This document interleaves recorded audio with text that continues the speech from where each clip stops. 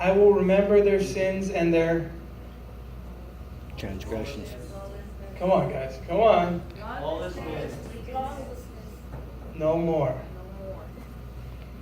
Where there is forgiveness of these, there is no longer an offering for sin.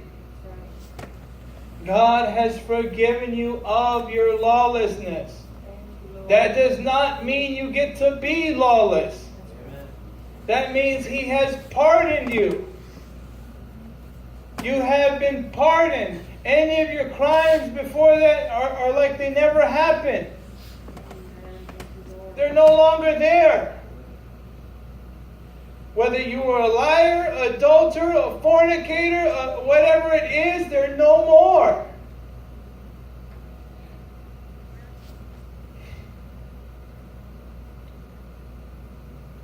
Therefore, brothers, since we have the confidence, I love that, we have the confidence to enter into the holy place by the blood of Messiah, by the new and living way, by the what? New and living way.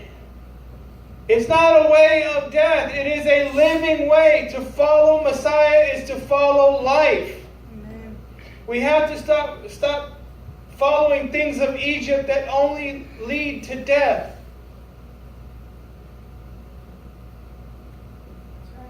Yeah, trading arguments and false narratives and all kinds of fantasized stories and all kinds of things. It just going back and forth and stop. Because your health is slowly depleting. The more that you argue, the more that you just go back and forth over what? It's not benefiting the kingdom. Then what is it benefiting? Two people's egos. That's what it's benefiting. Two people's egos. I'm right, you're wrong. No, I'm right, you're wrong. Who cares? Who cares? Does it glorify God? That's why I always say, just love anyway. Just love anyway.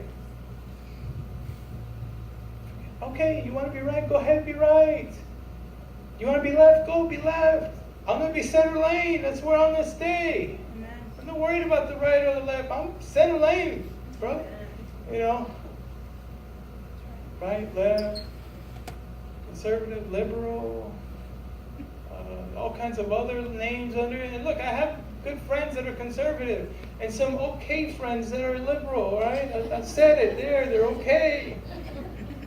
I don't subscribe to that Kool-Aid at all, but you know, it is what it is. I don't condemn them for drinking that Kool-Aid. Hey, you want to drink it? That's your thing. Don't try and serve it to me. Thank you.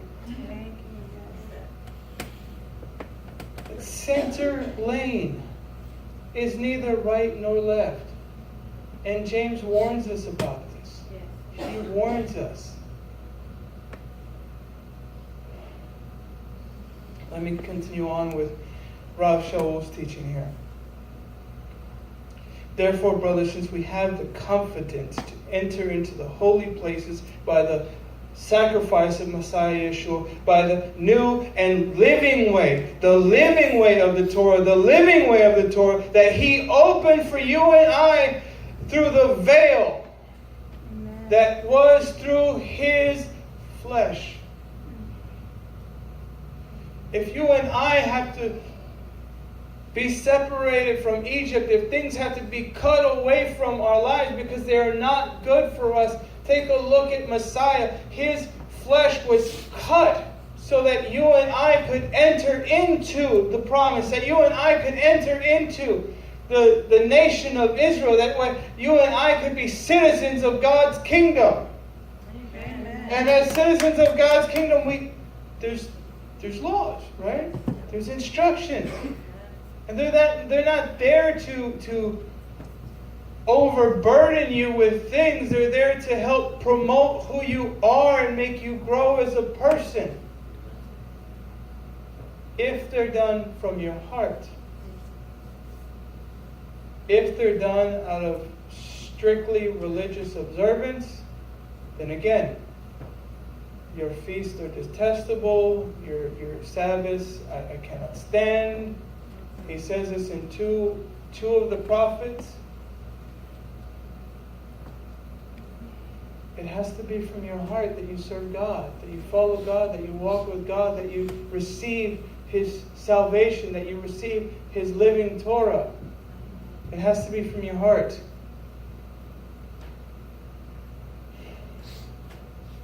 But why do we turn our back to the veil that has been torn? Why? Why do we keep looking back towards Egypt?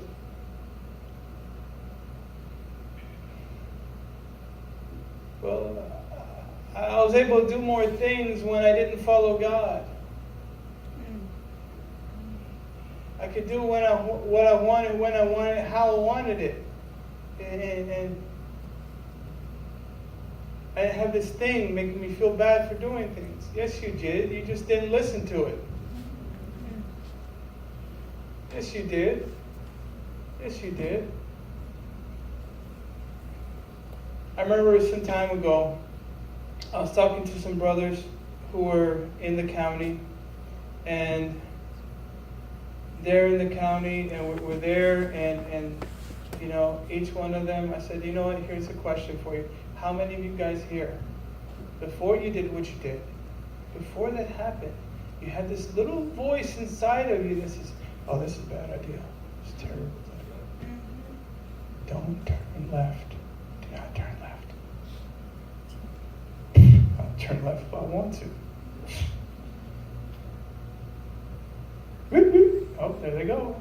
There it is. There it is. There it is.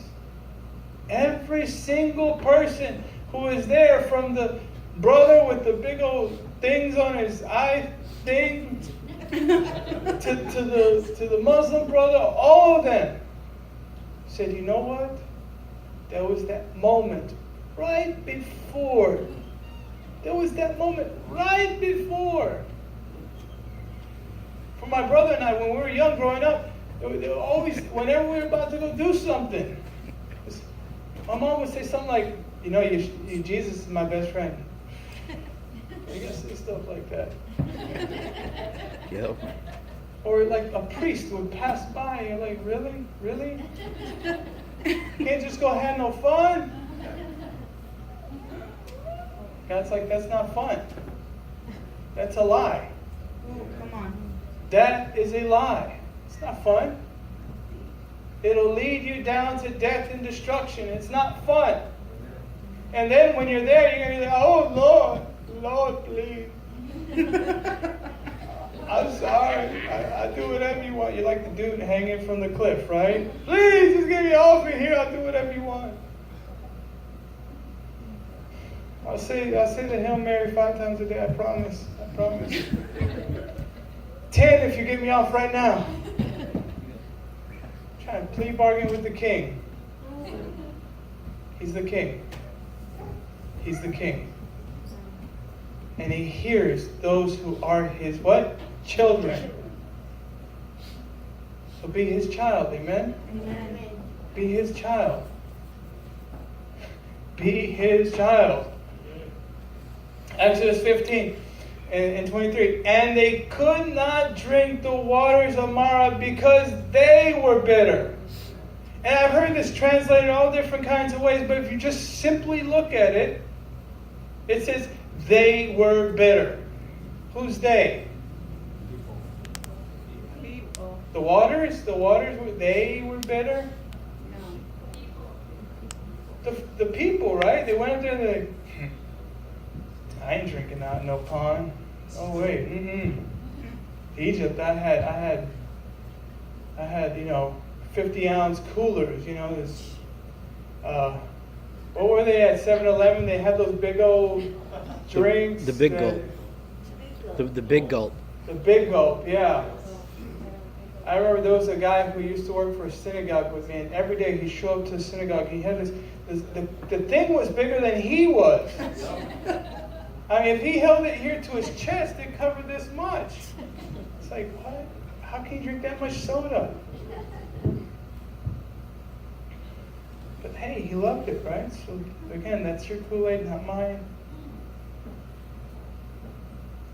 Because they were bitter. Everything they tasted was bitter to them. Man. I always say this one, but when God provides sweet tea, barbecue chicken, and tortillas. Oh wait, let me say it in the Old Testament version.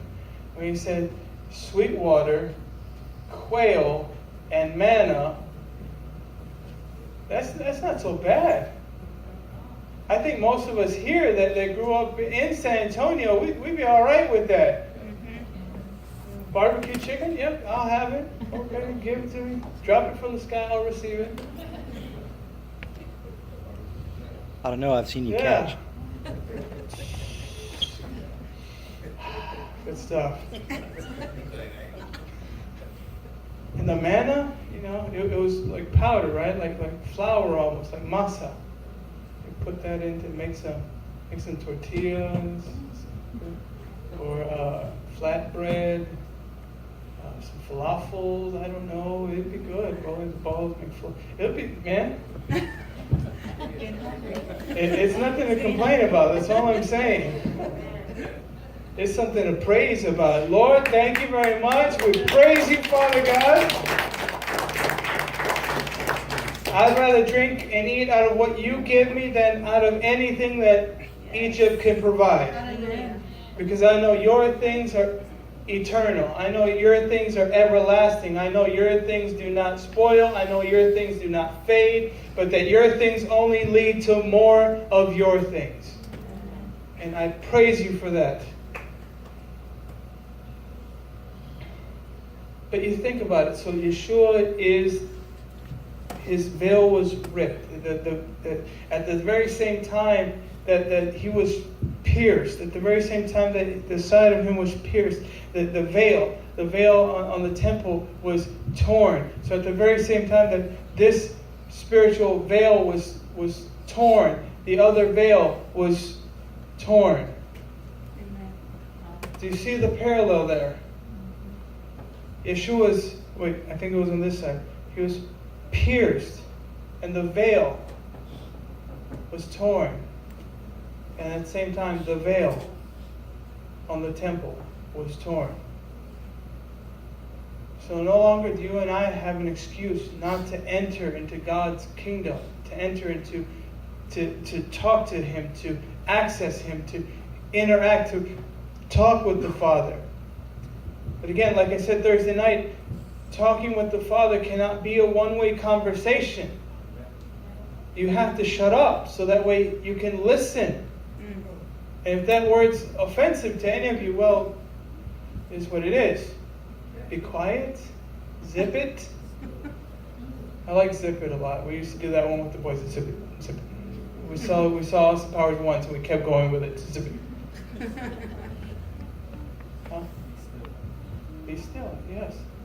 But being still is more than just being quiet. It's stopping all this, right? It's stopping all this. So yes, you have to just shh. Listen, He'll talk to you. He talked to you when you were about to do something silly. He'll talk to you when you're seeking Him. He is good. He is faithful. He is alive. Praise God for that. He is alive.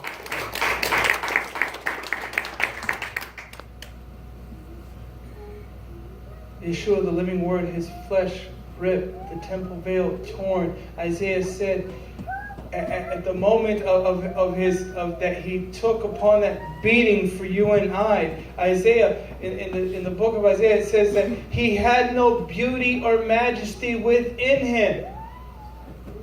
That they actually didn't like looking to Him.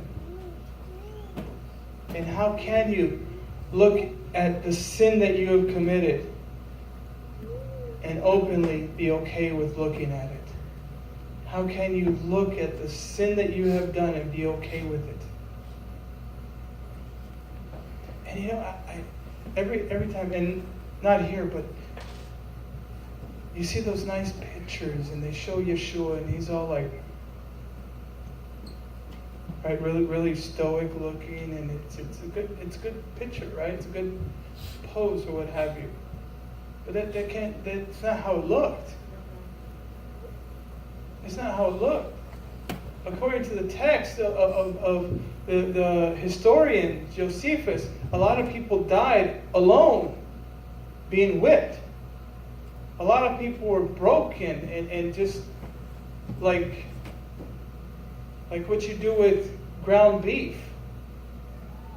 And that when they would, the nine tails or that other thing with the little round balls all over it, and when it would hit, it would fracture bones, and it would pull off pieces of flesh and meat off of people.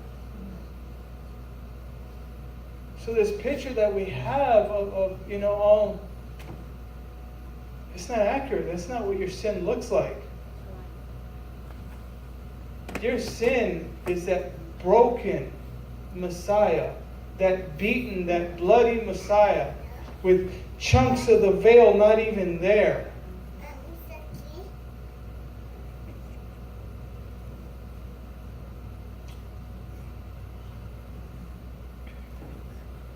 It says he was despised and rejected. He was despised and rejected. God bless his mom, because she was still up there. She was like, my son.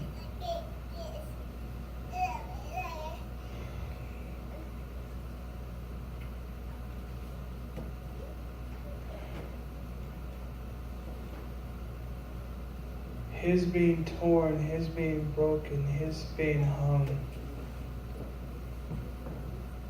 was so that the veil would be torn and that it would be open for you and I to enter and become children of God, citizens of his nation.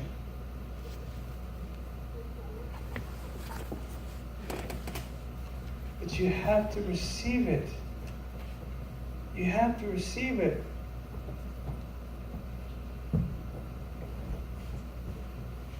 The bitterness, the sin, the mistakes, the doubt, the blackness of your heart.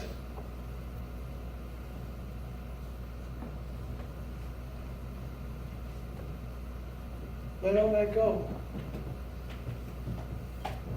He says you have been forgiven of all this. You have been forgiven of all this. Walk today in the love of Messiah. Walk today in the love of God. When you enter into the tabernacle and the fire of sacrifice, the offering has been made. The blood has been shed for you. And understand this. You and I are not allowed to enter into the Holy of Holies because we're rich, because we're poor, because you have more certifications than the guy next to you. You're allowed to enter into the Holy of Holies because in your heart you love God. And it is on that principle alone that he weighs.